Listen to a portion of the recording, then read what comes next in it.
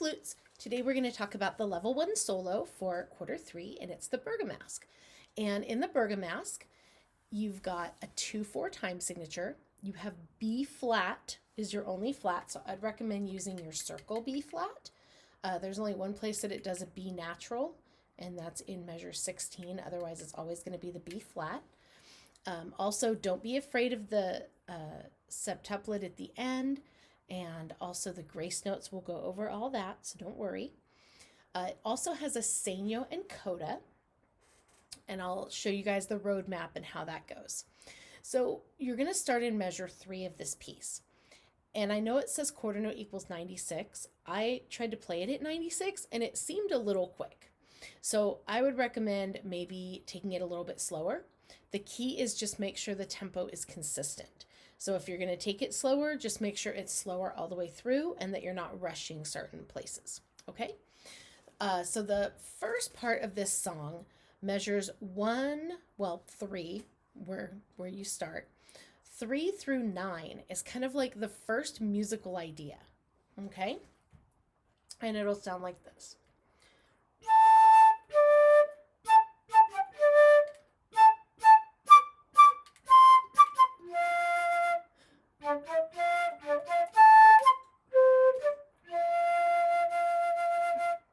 Okay, so not terribly fast, and a lot of the same notes over and over again. Then it actually repeats that little da da da, but with a D to an E. All right, so putting that all together, I'm now going to play all the way through measure 12. Here we go. You can play with me if you want.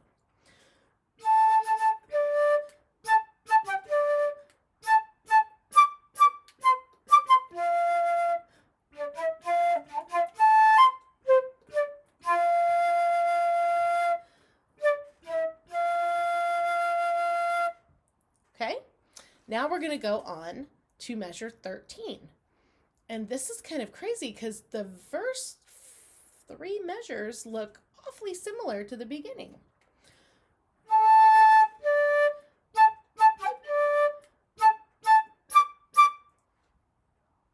They're the same. That's awesome.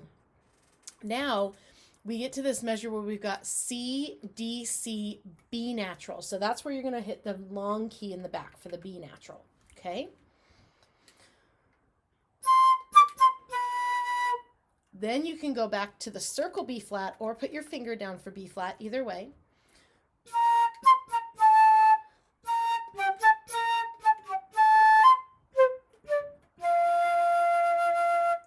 All right, so let's take it now from 13 to 21.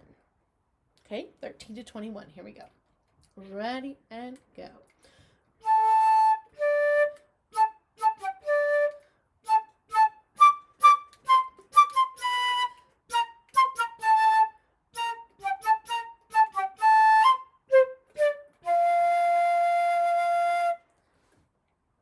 Okay, and notice how as we went into that higher register, we got louder.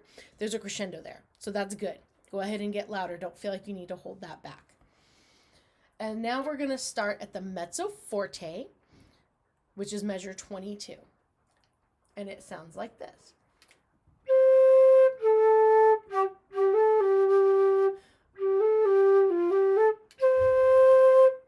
Okay, cool little musical idea. Let's do it again. Ready and go.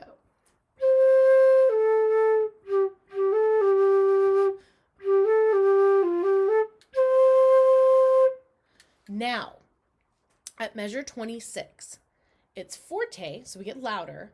There's also an option to do an 8VA, and that means going up an octave, all right? So if you play it down the octave, it's going to go.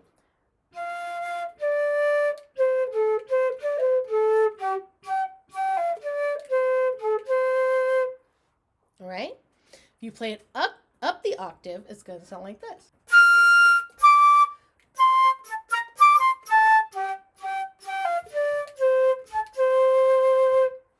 Okay?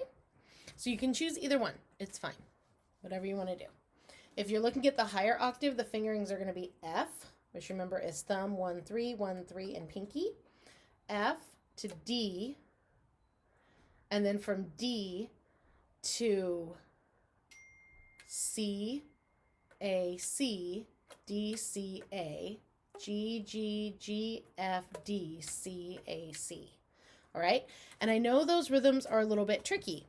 So when you have the rhythm in measure 27, that's like a 16th note and then an 8th note and a 16th note, so it's got like a little double on each side, it's 1 E, So that musical idea starting at the forte is going to go 1, 2, 1 E, 2 E, and 1 and 2 E, 1, 2 and. Okay? Let's play it one more time. I'm going to play the lower octave.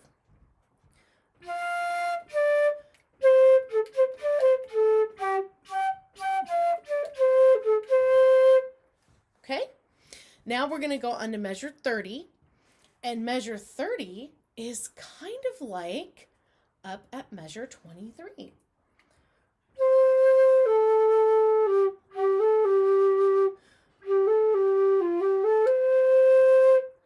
It's exactly the same. Love it. Now the 8VA part, again, if you don't want to play it up, you don't have to. So this is the lower option.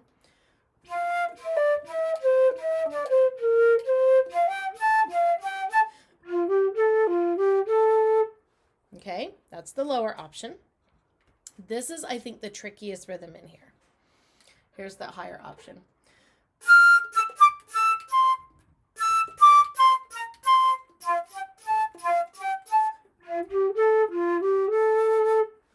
Okay, so if you play the higher option, it sounds a little bit more like an echo. But if you are having trouble with that, you can absolutely play it down. So let's look at the rhythm there. So the rhythm there, starting at that forte in measure 34, is 1 and a 2 E, 1 T ta 2, and a 1 E, 2, and a 1 E, 2. All right. So let's clap and count that together because that is a little tricky. Here we go. This is at the forte at measure 34. Ready and go. 1 and a 2 E, 1 T ta 2, and a 1 E, 2, and a 1 E, 2. Okay, so that's how that one goes. So let's play that again together. Ready and go.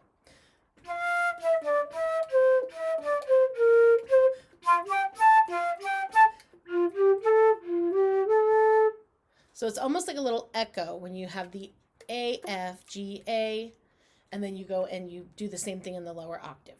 Now we get to the part that everyone thinks looks scary, that septuplet. So here's the thing about runs like that. They're an ornament, which means they're just made to make everything else sound pretty, right? They're like a little flourish. And when you have a 7, what you want to do is think of it as a 3 versus a 4, right? Because 3 plus 4 is 7. So if you think of it as the first part being a triplet, so you've got A, B natural, C sharp, right? That's not too bad. And then the next part is D, E, F, G.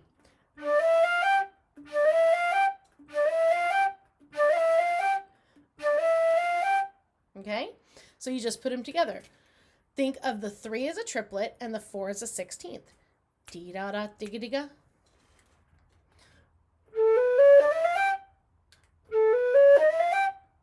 And it doesn't have to be perfect because guess what?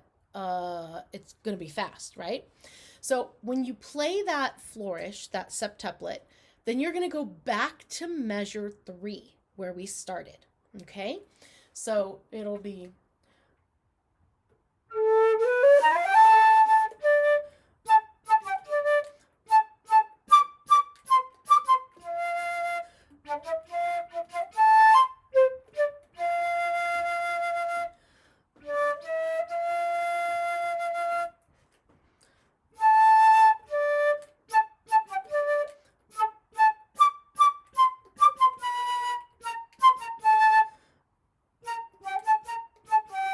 now, from there, we go to the coda.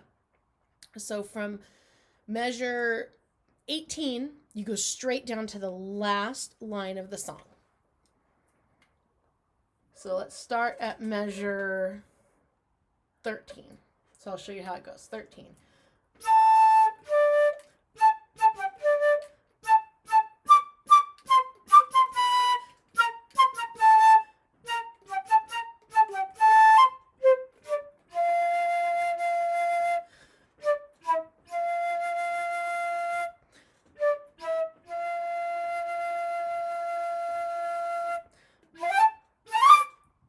And that's it. So at the end, where you have those little grace notes, again, they're just little ornaments to make those last two notes kind of stick out and sound cool. So you're going to go E, F, G, A. So just, and grace notes always come like a tiny bit before the note. So it's almost like a sneeze. It's like the grace notes are like the, and then the note is the chew. So it's, and the next one is A, B, C sharp, D.